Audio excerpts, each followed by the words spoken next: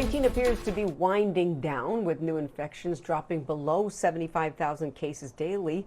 Despite the positive news, health officials say we're not out of the woods yet. We may see a slight uptick in COVID cases during these cold winter months that are coming up. Joining me now is Dr. Frida Fischer, founder and president of Midtown Atlanta Nephrology. Thank you so much for joining us. I'm sounding excited about saying those numbers, although they are still very, very high.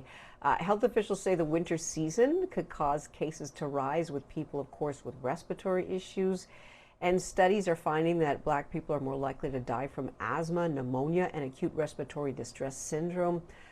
What's your advice for people as we head toward this winter season? Hi, I'm excited about those numbers too. We just have to be careful that we keep our eye on the prize and understand that not only is the pandemic not over just yet, but winter illnesses are still here and winter is coming. And so to avoid illnesses, I want people to do the mitigation factors that we have really been practicing throughout this global crisis. I want people to make sure they have good hand washing, wear masks when appropriate. Now, yes, we started wearing masks when coronavirus showed its ugly head, but we found that when we did that, our flu season was much, much better last year because while wearing masks to keep us from spreading COVID-19, we also prevented ourselves from spreading influenza. And influenza is a virus that also can kill.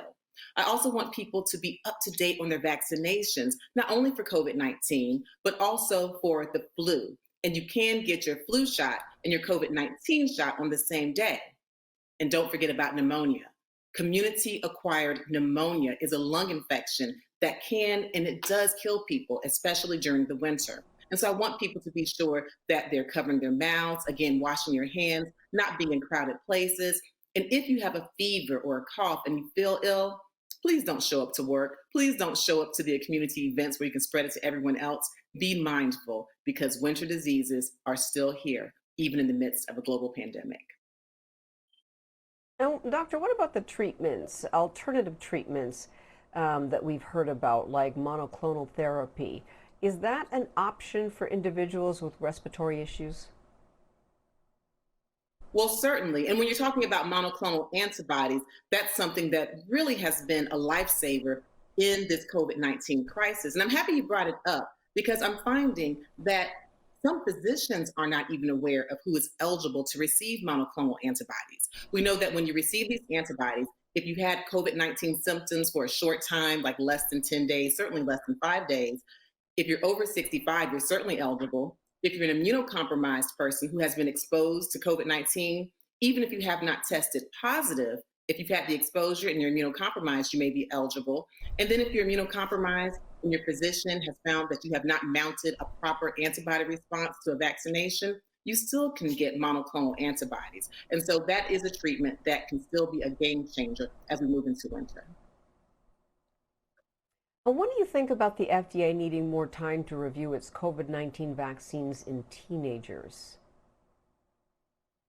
Well, I always like it when our committees take their time. And as you know, when it comes to children, we really should not play around. So not only have they taken a lot of time with the teenagers, but now with the 5 to 11-year-olds, you see that we've been taking quite a bit of time. And it looks like our 5 to 11-year-olds, we already have emergency use authorization for them. And we're about to be rolling out, assuming that the CDC advisory committees and Dr. Rochelle Walensky agree, we'll roll those out soon. But back to the adolescents. You recall, especially with some of the messenger RNA vaccinations, that we had certain reactions. We had myocarditis, which was more likely in teenage boys, but the chances of getting myocarditis with the vaccination, they're still less than your chance of getting myocarditis with the actual infection.